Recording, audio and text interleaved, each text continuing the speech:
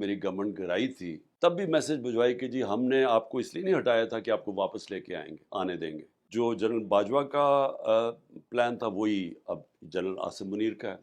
ہمارے ساتھ اس وقت موجود ہیں پاکستان کے سابق وزیر اعظم عمران خان. آئیے ان سے بات کرتے ہیں. خان صاحب، اگر اس وقت آپ کو گرفتار یا نااہل کیا جاتا ہے تو آپ کو لگتا ہے کہ پہلے جیسا عوامی رد عمل آئے گا؟ میں کہہ نہیں سکتا. انہوں نے سختی بڑی کی ہوئی ہے اور ایک خوف کی فضا بنی ہوئی ہے. لوگوں کو پکڑ دھکڑ گھر توڑ دیتے ہیں، گھروں میں گھس جاتے ہیں، عورتوں کو بچوں کے خلاف ایکشن لیتے ہیں. یعنی ایسے کبھی ہوتا نہیں ہے ہمارے ہمارے معاشرے میں. کبھی ہماری کلچر میں، ہمارے دین میں چادر اور چار دیواری کا خاص کوئی ایک تقدس ہوتا ہے، اس کی رسپیکٹ ہوتی ہے. لیکن یہ جو کر رہے ہیں یہ کبھی ہم نے پہلے نہیں دیکھا. تو خوف کی فضا بنی ہوئی. عورتوں کو خاص طور پہ کبھی عورتوں کے اوپر اس طرح ہاتھ نہیں ڈالا گیا. یہ جو جان کے ایک عورتوں کو تشدد کرتے ہیں، ان کو جیلوں میں ڈالا، وہ بھی 50 عورتیں صرف لاہور کے جیل میں. ایسے کبھی ہوا نہیں ہے پہلے. تو میں کہہ نہیں سکتا کہ کیا رسپانس ہوگا، لیکن میں اتنا جانتا ہوں کہ یہ جو حرکتیں کر رہے ہیں اس سے تحریک انصاف کا ووٹ بینک بڑھا ہے. آپ کے خلاف ملٹری کورٹس میں ٹرائل کی بات کی جا رہی ہے، اگر ایسا ہوتا ہے تو کیا آپ اس کے لیے تیار ہیں؟ لیکن تیار تو ہر چیز کے لیے ہوں، کیونکہ اس وقت کوئی قانون تو ہے نہیں پاکستان میں. اس وقت تو ایک جنگل کا قانون ہے. طاقتور جو مرضی چاہے کر لے. کیا کون سے دنیا کا قانون اجازت دیتا ہے لوگوں کے گھروں میں گھس کے گھر توڑ دو، گھر پولیس لوٹ لیتی ہے گھر. جو اگر جس کو ڈھونڈنے آئے ہیں وہ نہیں ہے تو بچوں کو اٹھا کے لے جاتے ہیں، عورتوں کو اٹھا کے لے کے گئے. تو یہ یہاں تو اس وقت فری فار آل ہے. قومی اسمبلی سے آپ لوگوں نے استعفے دیے، کے پی کے اور پنجاب اسمبلی تحلیل ہوئی، اسٹیبلشمنٹ سے ٹکراؤ. آپ کو لگتا ہے کہ کہیں مس کیلکولیشن ہوئی ہے آپ سے ان سارے معاملات میں؟ کوئی مس کیلکولیشن نہیں ہوئی. اسمبلی سے بالکل ٹھیک ریزائن کیا، کیونکہ انہوں نے کام کر رہے تھے اسٹیبلشمنٹ مل کے ان کے ساتھ، پی ڈی ایم کے ساتھ، بلکہ نون لیگ کے ساتھ پنجاب کی گورنمنٹ گرانے کے لیے. تو ہماری ایک سے تو ہماری گورنمنٹ بچی ہوئی تھی. تو وہ تو کسی ٹائم پہ بھی ایک انسٹیبل سی گورنمنٹ گرا سکتے تھے. تو ہم نے تو فیصلہ کیا کہ پبلک جاؤ، ایک صحیح مینڈیٹ لے کے آؤ، کیونکہ ویسے گورنمنٹ چلانا بڑا مشکل تھا. تو ہم نے تو آئین کے مطابق فیصلہ کیا. تو اب یہاں آئین کے اوپر ہی کوئی فالو نہ کرے، سپریم کورٹ کے فیصلے کے اوپر ہی کوئی نہ چلے کہ 14 مئی کو سپریم کورٹ نے پنجاب کا الیکشن اناؤنس کیا. اب اگر آئین کے اوپر ہی نہ چلے اور کوئی سپریم کورٹ کا ورڈ گورنمنٹ ہی نہ مانے تو اس کی تو کوئی کیلکولیشن ہی نہ ہو سکتی. آپ بار بار اسٹیبلشمنٹ سے بات کا کہہ رہے ہیں اور ادھر سے کوئی جواب نہیں آ رہا. آپ کے نزدیک وہ کیا وجوہات ہے کہ آپ سے بات نہیں ہو رہی؟ وہ تو بڑی کلیئر وجوہات ہے. یعنی وجہ تو اس کی بڑی کلیئر ہے کہ انہوں نے جب میری گورنمنٹ گرائی تھی تو تب ہی مجھے یہ میسیجز آ گئی تھی کہ جب انہوں نے دیکھا کہ پارٹی کی پاپولیرٹی بڑھتی جا رہی ہے اور جب پارٹی بائی الیکشن جیتنا شروع ہو گئی، 37 میں سے 30 بائی الیکشن جیت گئی، تو جب پاپولیرٹی پارٹی کی دیکھی تو انہوں نے تب بھی میسج بھجوائی کہ جی ہم نے آپ کو اس لیے نہیں ہٹایا تھا کہ آپ کو واپس لے کے آنے دیں گے. تو ادھر سے انہوں نے فیصلہ تو کیا ہوا تھا کہ عمران خان کے اوپر کراس لگا دیے. اور وہ جو جنرل باجوہ کا پلان تھا وہی اب جنرل عاصم منیر کا ہے، وہی کر رہے ہیں. تو کہ جی ہم نے اس کو آنے نہیں دینا. لیکن جمہوریت کے اندر تو یہ کوئی کانسیپٹ نہیں ہے. جمہوریت کے اوپر تو کاٹا صرف عوام لگاتی ہے. تو یہ کاٹا لگا دیا کسی نے، تو میں تو اس کو مانتا نہیں ہوں.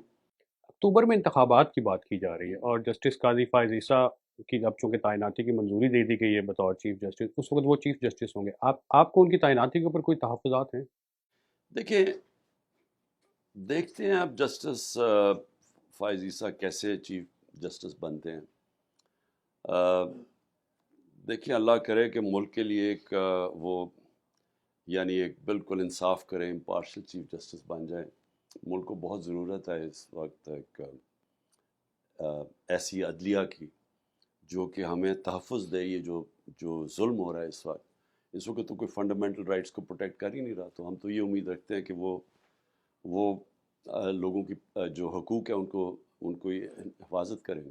آپ کا بیانیہ جو ہے وہ اسٹیبلشمنٹ مخالف رہا. ناقدین یہ کہتے ہیں کہ جب بھی آپ اسٹیبلشمنٹ کے نیوٹرل ہونے کی بات کرتے ہیں تو اصل میں آپ یہ چاہ رہے ہوتے ہیں کہ آپ کی سپورٹ کی جائے. کیا یہ تاثر درست ہے؟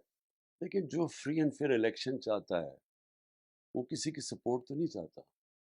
جس کرکٹ کیپٹن نے دنیا کی تاریخ میں نیوٹرل امپائر لے کے آیا تھا، کبھی 7 امپائر ملا کے میچ نہیں کھیلنا چاہتا.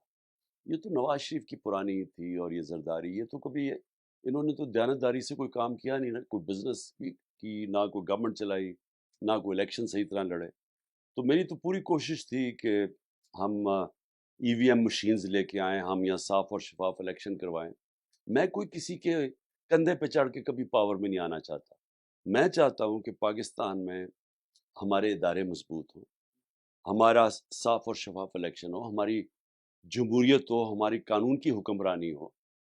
میں تو 27 سال سے تحریک انصاف کا مطلب ہی قانون کی حکمرانی تھی. تو میں تو کوئی کسی سپورٹ نہیں چاہتا. ہم یہ چاہتے ہیں کہ اسٹیبلشمنٹ اس ملک کے اندر واقعی نیوٹرل ہو، اور اس کا کام ہے اس ملک میں مدد کرے صاف اور شفاف الیکشن، تاکہ حقیقی جمہوریت، جس کا مطلب حقیقی آزادی آئے پاکستان میں.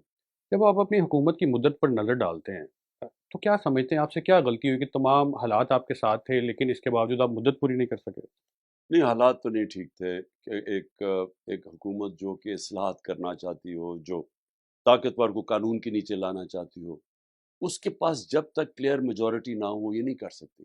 اسٹیٹس کو کا مقابلہ آپ تب کر سکتے ہیں جب آپ کے پاس ایک پبلک کا مینڈیٹ ہو، اور آپ کے پاس کلیئر، یعنی ایک ایسی میجورٹی ہو جو آپ کو طاقت دے. ہماری تو ایک کمزور گورنمنٹ تھی، کولیشن گورنمنٹ تھی، چھوٹی سی میجورٹی تھی. تو سارا وقت تو ہم جب کچھ کرنے لگتا تھا، اپنی میجورٹی کو اکٹھا کرنے میں ٹائم لگتا تھا.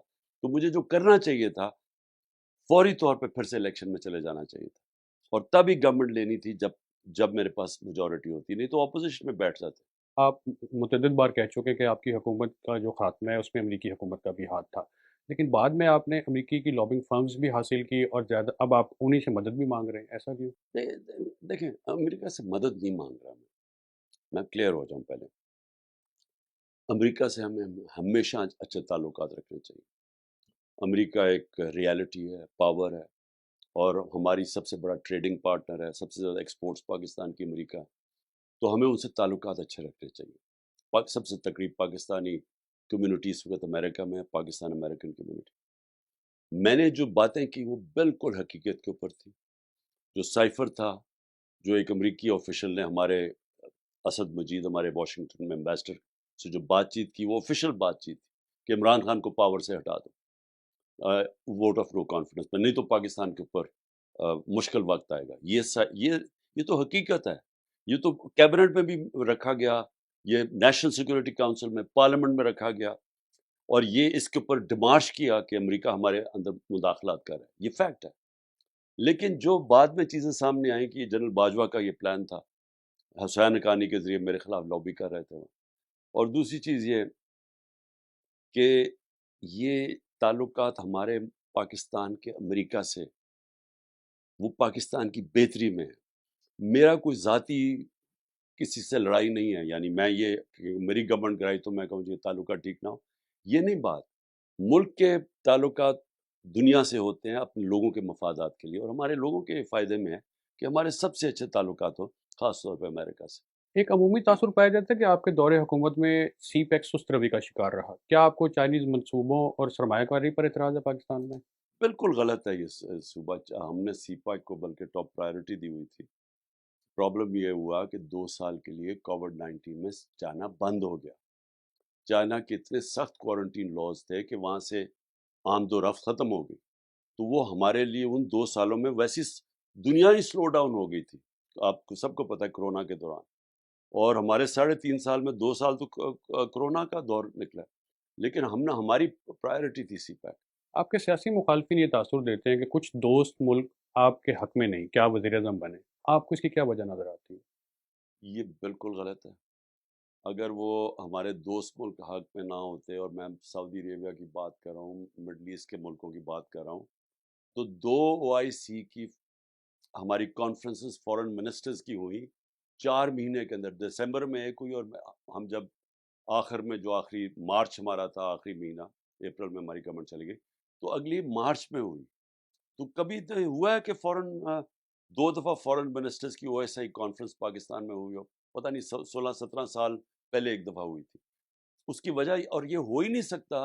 مثلا اگر سعودی عربیہ نہ چاہے یا ایران نہ چاہتا تو یہ نہیں ہو سکتی تھی. طاقتور مسلمان ملک نہ چاہتے، ترکی نہ چاہتا. لیکن وہ بھی آیا اور پھر چائنا کا فورن منسٹر بھی آیا. اور تو یہ کہنا کہ ہم تعلقات خراب تھے، اب مجھے یہ بتائیں کہ اب کیا ہے. آج جو انڈیا اور امریکہ کا جو جوائنٹ اسٹیٹمنٹ آئی ہے، نریندر مودی جب ٹور کر رہا ہے، تو انہوں نے تو پاکستان کے اوپر دہشت گردی کا الزام لگا دیا. انہوں نے تو بات ہی نہیں کی کہ ہندوستان میں جو ہیومن رائٹس کی خلاف ورزی ہے، جو کشمیر میں ہے، جو اقلیتوں سے ہو رہا ہے، مسلمانوں سے ہو رہا ہے، اس کے اوپر تو کوئی بات ہی نہیں. انہوں نے تو پاکستان کو ایک وہ ملک بتایا ہے جو دہشت گردی پروموٹ کرتا ہے. تو کدھر گئی ان کی ڈپلومسی؟ میرا مطلب، اگر ہمیں کہتے ہیں کہ آئسولیٹڈ تھے، تو یہ تو ایک شرمناک سٹیٹمنٹ آئی ہے کہ انہوں نے جو پاکستان کے خلاف سٹیٹمنٹ دی ہے. بہت سے کشمیریوں کا یہ خیال ہے کہ آپ جب جنرل باجوہ کے ساتھ امریکہ گئے تو آپ نے کچھ ایسے خفیہ دستاویزات پہ دستخط کیے جس کے بعد سے بھارت نے ان کے زیر نظام کشمیر کا خصوصی اسٹیٹس تبدیل کر دیا. یہ بالکل پروپیگنڈا اور غلط ہے، کوئی ایسی بات ہوئی نہیں. بلکہ ڈونلڈ ٹرمپ نے پہلی دفعہ، میں نے اس کے سامنے کشمیر کی بات کی میڈیا کے اوپر، اور اس نے کہا کہ میں کوشش کروں گا کہ اس کا مسئلہ حل کرنے کے لیے. آپ نے وائس آف امریکہ کو ٹائم دیا، بہت شکریہ.